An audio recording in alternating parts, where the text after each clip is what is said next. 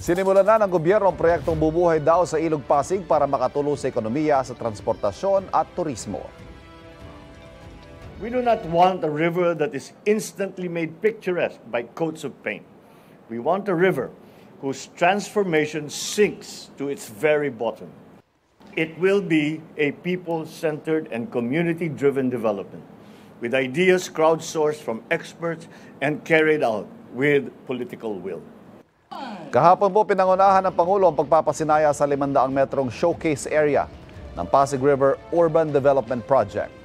Plano nitong pagdugtungin ang Manila Bay at Laguna de Bay at maglagay ng 50 kilometrong walkway at bike lane. Magkakaroon din ng Central Park na tatawaging Marcos Park. Target matapos ang proyekto ito sa loob ng 3 taon. Ayon kay Human Settlements and Urban Development Secretary Jerry Acuzar, 18 bilyong pisong kailangan para sa proyekto. At si First Lady Liza Araneta Marcos ang nangunguna sa pangalap ng pondo mula sa pribadong sektor. Plano namang ilipat sa 2 malalaking housing project ang hanggang 10,000 informal settler na masasagasaan ng proyekto.